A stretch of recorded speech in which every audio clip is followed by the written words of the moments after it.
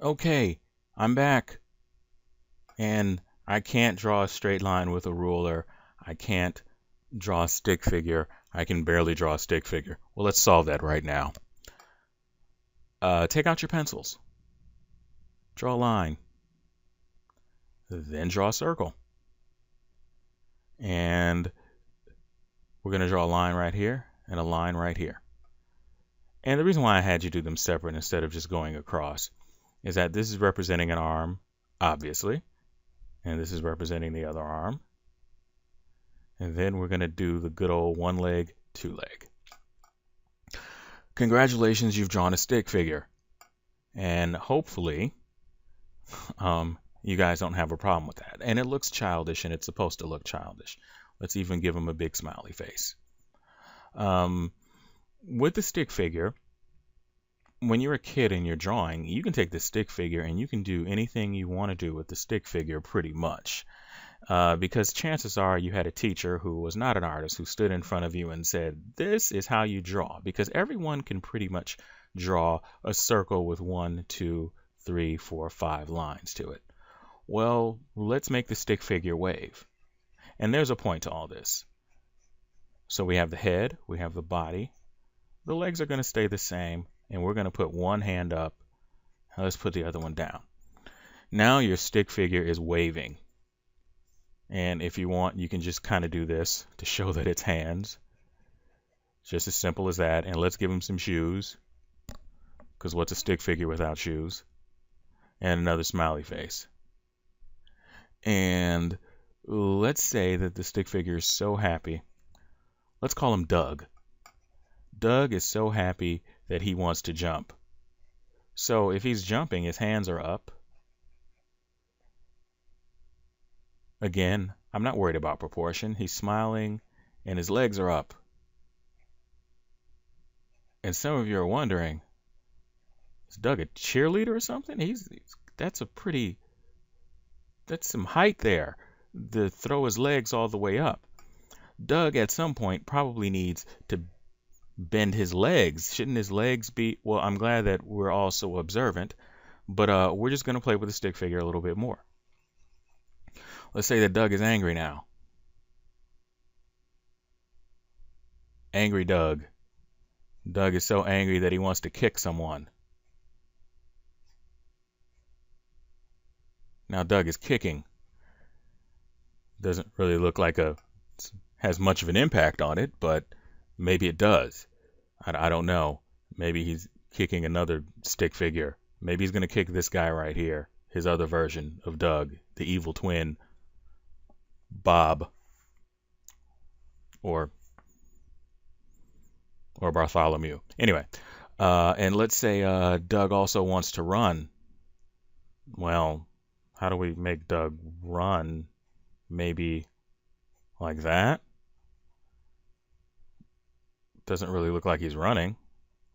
So right now we see the limitations of the stick figure, but I still want you to draw along with me because right now you should be saying, well, okay, I know that we have to bend the stick figure, so why don't we just bend the stick figure?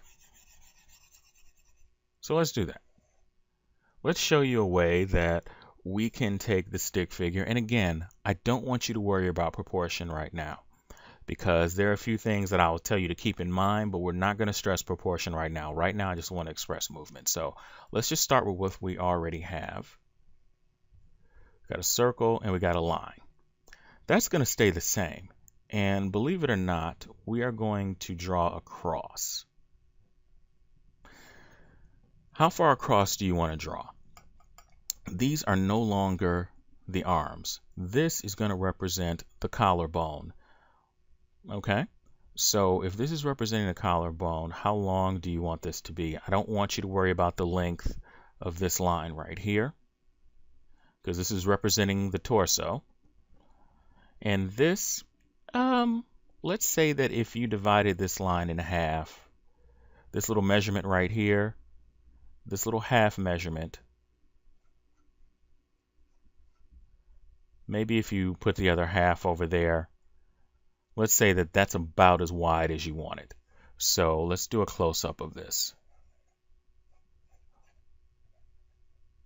So if we put a box around our oval, and if we try to measure to make sure that it's that way, we got the neck here. That's about the side of one side of your collarbone.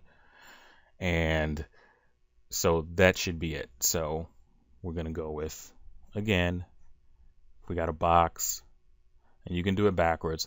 By the way, I want you guys thinking like artists right away. And I'm going to clean this up a little bit. That doesn't work.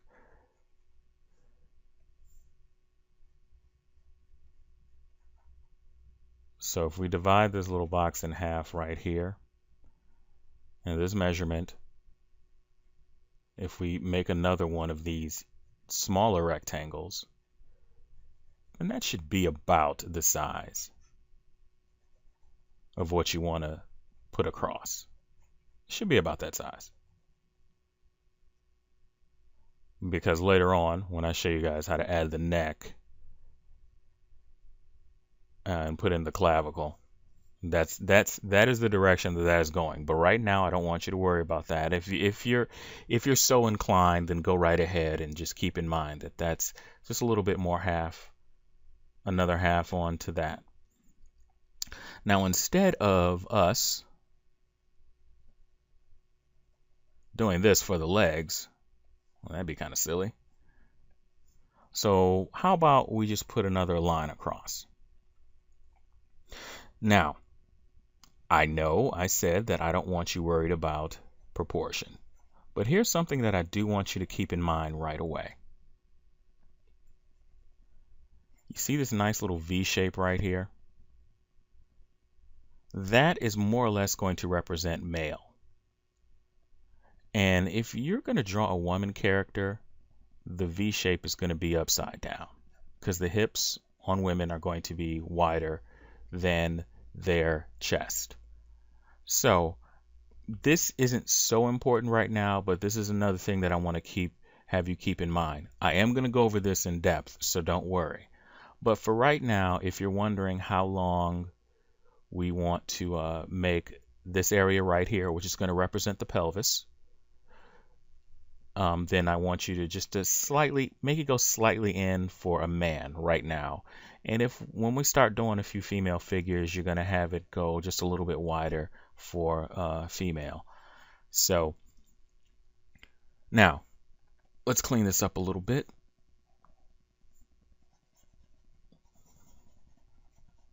Okay. And what we're going to do is we're obviously going to attach some arms here. So let's make up a rule for our stick figure. Whenever we have anything that will bend or have movement to it, we're going to show it by just this nice little circle right here. So far you've drawn a stick figure, but we're going to put some joints on the end of it there. So I want you to take this and let's draw an arm. Now, the stick figure is going to have a bit more mobility here, and maybe about halfway down here, I want you to put another joint. Okay? And let's look at the pelvis area. So let's go down a little bit. How far down?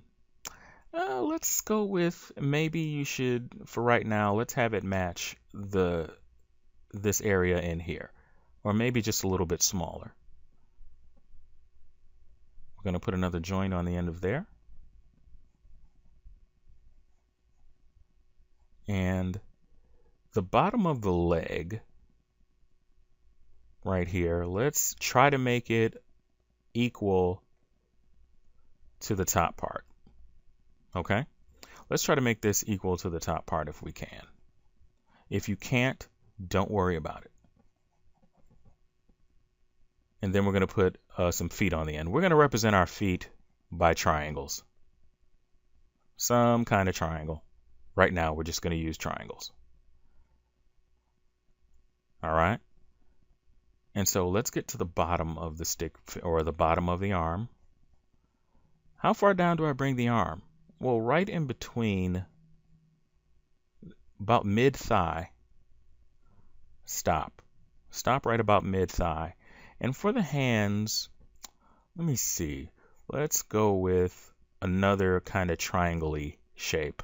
I'm not concerned about how you shape your triangles. I just put a triangle. These are all just representations of the stick figure. These are all just representations of the human body. That's all a stick figure is. And so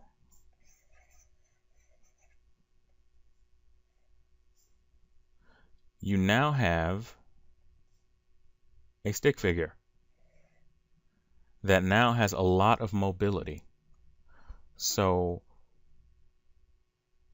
we can do a lot with this. And you notice I just brought this across. I'm just kind of eyeballing it. I have another line right here. We're going to put the joints on the end because we want our figure to be able to bend.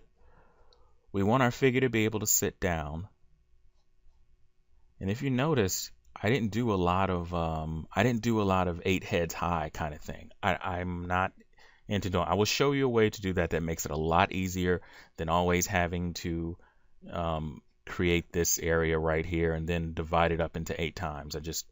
There's a bunch of different ways to do that, and we'll get into that later. And so I know it's kind of coming right about here. This might be a little bit off, but that's okay, because right now we're not worried about that. So you've now drawn a stick figure, and the stick figure looks pretty male. Let's do this again from the front view. We're going to add the shoulders on. This time, I'm going to make the pelvis area wider. Still bringing the legs down.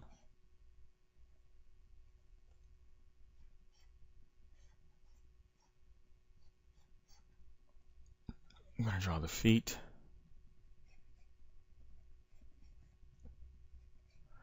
Now I'm over-exaggerating the wideness of the hips to show that this character is feminine. Here's another thing that I know that is taught very often in a lot of artistic books. We got this right here. It's supposed to be the line of beauty, and a lot of people draw feminine figures like this, and they always have their hands on their hips, and maybe they're, I don't know, looking in a mirror or something. It's always a common pose. This is fine, but chances are when you start trying to draw like this, you're always going to fall back on this. So we're going to, as much as possible, stay away from that. Instead, we can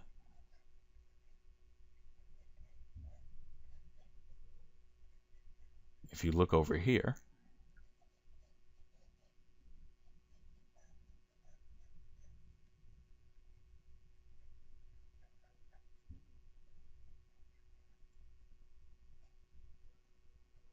so I can always refine this line right here, right? So I'm just showing you that you still can have a feminine looking figure without having to rely on that pose.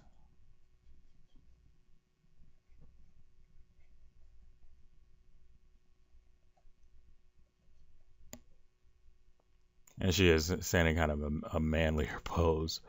And later on, I'll show you how to kind of drop the collarbone to make her look a little bit more, maybe she's a soldier type of character, and you can get her a gun or something to that effect.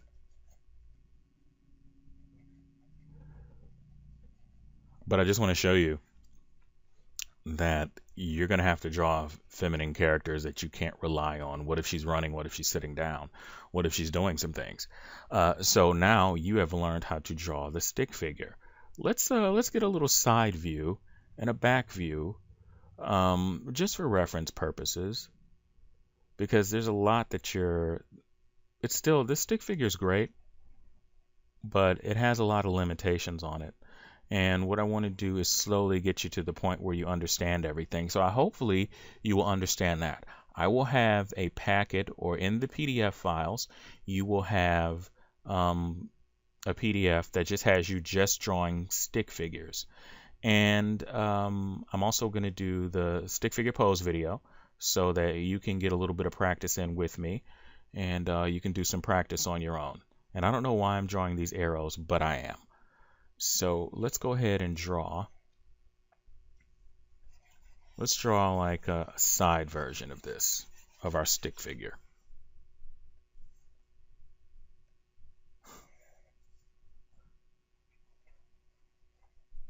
So, well, we know that we have the oval for the head. That's kind of the same.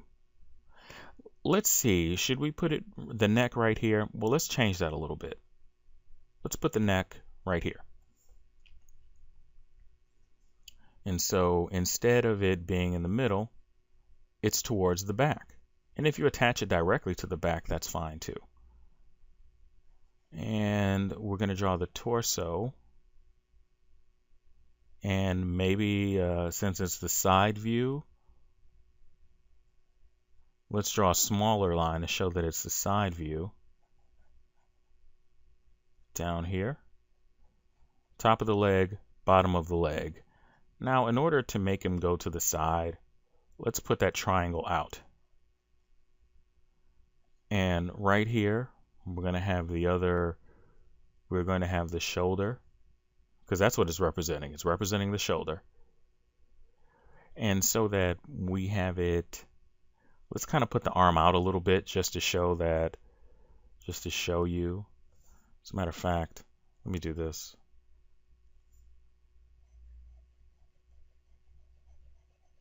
So I thickened up this line here for you. And so if we're at the side view, what we're doing is we have the hand going out. And so that would be a side view. And depending on what's going on, we might, depending on what the other hand is doing, we have the other hand that's in the back. And on the other side of this directly will be the other leg.